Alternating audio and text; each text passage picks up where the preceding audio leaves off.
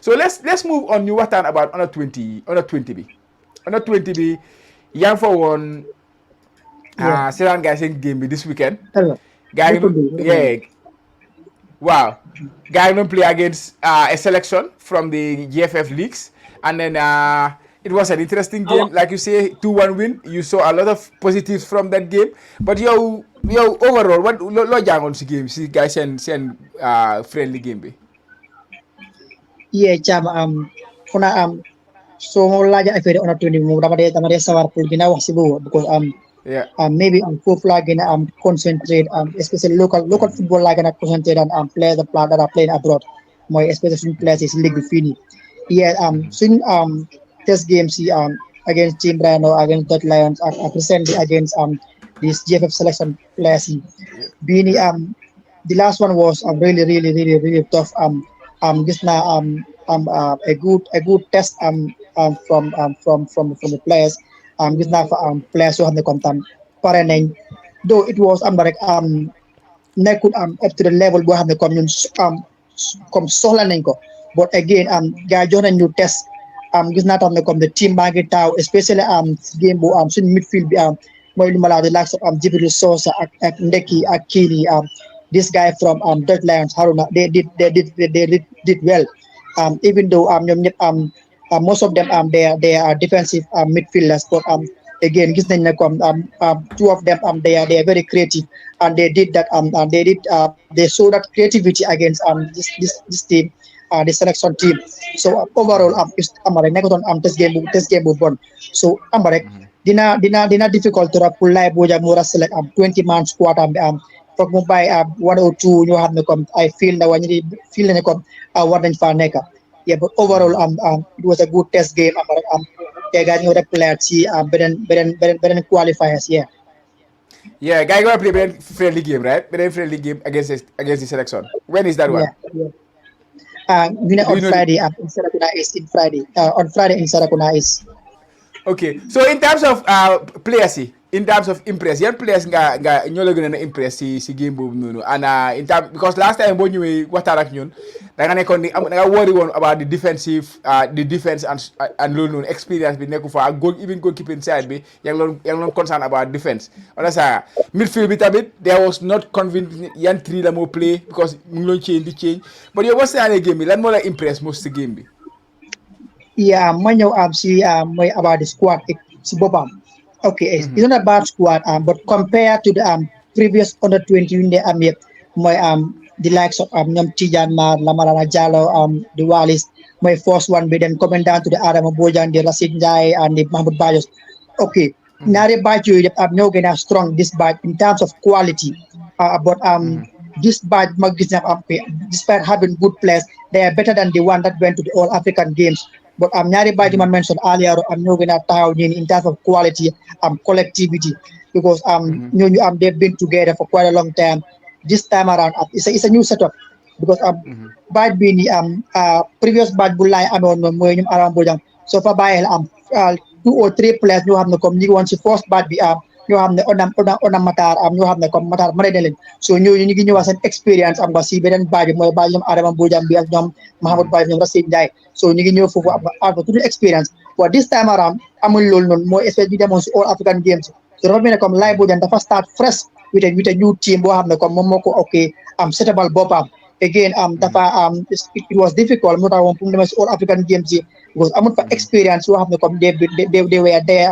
previously so moo tax mu amoon difficulties but again gis nañ ne comme mi ngi ñëw nanka but compared to those two badges ñoo gën a taaw badge bi but badge bi tamit moo gën a taaw ñu demoon ci All African Games collectively ak quality bi but comme noo ko waxee ni ma gën a impress ci test game bi foofu noonu like I said Jibril Sosa I was impressed with his performance Edward Ndeki ak this guy from Dutch Lions this Haruna Bojang they did really well they wane energy creativity they played really well ak ñu ñëw tam second half the likes of kii Bakary Touré ak this guy from Steve Biko this Pa Assane Barrow they all did well but the first team ñoo gën a taxaw they played well they showed what they should do So, but again, like I said, my only concern to team is I'm not saying they're not good, but I'm gonna be legally that they shaky. So for now, folks, problem like for a problem.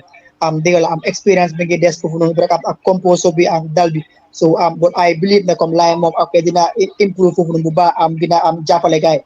But but it's my only concern for despite they are good players. But again yeah, it's not a bad team though because select the players who they should be there they were performing in the league past season but they did well. So I'm Yeah. convinced that a good tournament in Liberia. Yeah. Yeah. Yaa ngi wax about Ndeki. I think moom moo nekk play Madina, right? Falcons. Falcons la nekk. Ok, ok, ok. maa ngi ko mix up because time bu fi saa waay ñëwee Tijaan am na benn player bu ñu waxoon fii turam. Ba ñu wax ne we should keep eye on him. I thought it was Ndeki. But du moom. Can you remember? Eh, I can't remember now.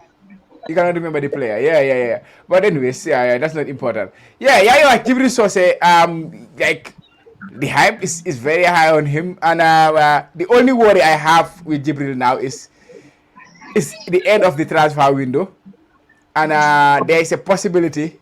Hanga demoon na trials boo mag sa waa ji naka la tuddaati ndóo bi naka la tuddaati ndóo bu nekk si flank bi Amara Amara. wow. So they could be important players for the team, but there could be a chance they might not even be available for the team. So Lai is dealing with this situation, a very critical situation. We are at the end of the international transfer window. There are players on the verge of leaving. Kumel ni defender bi naka tuddaati centre back boo doon wax ku nekk Falcons Albert. Albert. Albert currently mi ngi trials moom tamit te yaa ngi wax ne he was one of the better central defenders we have there. Of course, we have options. There are many young players there who can come into the position. But in terms of quality, you pinpoint these three players or these two players, Jibril Sose, Albert, and the possibility of not having them in the competition could hamper our chances, to progress. Like is dealing with a critical situation. What guy si lolu nonu? How is he gonna deal with it? How do you think he's gonna take la mo deal with situation with nonu? What is the plan? Yeah, sama lolu leer la motax still now man sama gis-gis my sama believe ne comme mota be legi announced final squad still because kurang around depuis last week but most of these players nga involved si biir transfer saga ak yoy non mota be legi announced squad but mom xamna ne comme ñu wara yobu like I said players they are ready pare nañ pour them represent dëkk bi but again amna players so amna comme ba legi seen mbir comme taxawut so lightam mi ngi baña jël risque pour yobu leen at the end of the day ñoo ya plan sabi so moo tax still ñi ngi tek seen time pour bala ñoo announce squad bi but I believe that it's high time mu jëmatra all squad bi and I know he will do that by next week dina all squad bi ñoo xam ne comme ñu dem represent on a 20 in Liberia and I'm wishing them good luck but it's going to be very tough like he said because years previous years then they I 23 25 players this time around you lambe 20 players dafa tough to be honest it's going to be very tough but again I hope ne ko mom dina am the best 20 mo select pour yobul len Well, but I think that it's important that players you just said word in terms of that they are going to be available and stuff like that, so that to make the life easy for him. Because it's not easy. It's not an easy situation to be in. I know legally you that guy at but it's a very difficult situation dealing with this kind of things because you have no players you follow send right now. That I play or I don't play. It's a difficult situation to deal with, but. Let's see how they do with that one. So, like, when do you expect to hear? When do we expect to know the squad? Because it's just about 2 weeks or 3 weeks, less than 3 weeks. They're gonna start the WAFU Zone B competition. So, I think right now we should be ready. Yeah.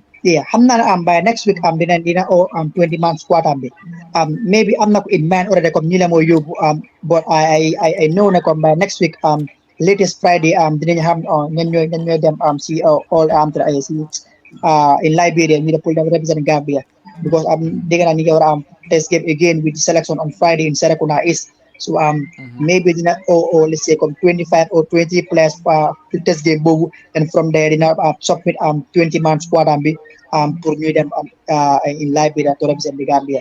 So like I said Yeah. dafa toog te xam naa ne dina am few players yoo xam ne comme nation bi comme ne dinañ jaaxasoo ne comme tax yaay laa yóbbuwut kii ak yooyu. But again, man, fee to be honest, man, be duma ko muna blame that much. But xam naa ne suma wàññi daal is going to be si digg fii bi la moo gën a wàññi. Yeah, foofu la moo boo foofu lañ gën a sakane. So foofu dafa wàññi. But again, dina yóbbu place yoo xam ne dañ play pour dañ ka place yoo xam ne comme dañ mën a play comme different roles because qualifier they made da ngaa play tey nga des 2 days player. So foog nga yóbbu place yoo xam ne dañoo mën a play 2 or 3 different roles parce que ñu ngi am energy like the first team bu play against selection bi team boobu xam nga midfield bi am nañ energy creativity bu fa. So most of those players in that midfield dañ leen a play 2 different roles and they are creative. So I believe ne ñooñu sama gis gi comme nit a ñoo ñëpp dañoo dem unless and until like you said for this guy jib resource mooy transfer bi loolu mu yaxam bi but without that to be honest they all going. Yeah. Okay, thank you very much. Mareko, we have a guest. We have a guest in the background. Kwame is very important. Silinyo Watan actually, but he's here to discuss about Lamin, Lamin Sports Committee. So now I invite. So mune chaba hal tuti si other 20 vitamit mutaba hal tuti. Well, yeah, let me just bring him in. Assalamu alaikum, bro. Yeah, welcome to the Jollof Football Bantaba YouTube channel. Ñu la doon gàppale ñu la doon séntu waaye ñu mel nga ñuy suñ mbokk yi suñ audience yi. Walaikum salam wa rahmatullahi wa barakatuh. Thank you so much for having me on the platform. Content as it and I apologize for coming up late because I've been having a burial, so just back from there. Okay, no problem, no problem. Yeah, yaa ngi dugg si ñu ngi waxtaan because sanga we should have started with the nawetaan living, but yaa ngi dugg si ñu ngi waxtaan something loo xam ne is very important to you. You are part of the technical team. I don't know ndax di nga mën a dugg wax si tuuti den ñu dugg si nawetaan bi wala you prefer not to talk about the under 20 ñu wax si seen lifin bi. Yeah, I think I Lamin. can speak a bit about it, but not in depth. So we'll not see Okay, what okay. yes. Yeah, loolu laa nekk di wax maa ngi waxtaan ak Space yéen a ngi amoon a friendly game recently against a selection in the national like home based players yi ngeen amee a good friendly game last weekend and then currently you guys are dealing with players coming in and players going out players yaa ngi war a dem am na ñu nekk di dem trials and things like that yéen a ngi war a name seen squad bi within 3 weeks time you have to be in the WAFU zone A competition. So but how are you guys dealing with that situation and how difficult is it for you guys to having this kind of late changes in your plans? Yeah, because when you cannot dimba Monica, we all the time have contingency plans. So we Yeah. know that most of these players are on the verge of come to get them trials. So the Faneka Lo Hamid and the Komuna stop because this is something that this with their careers.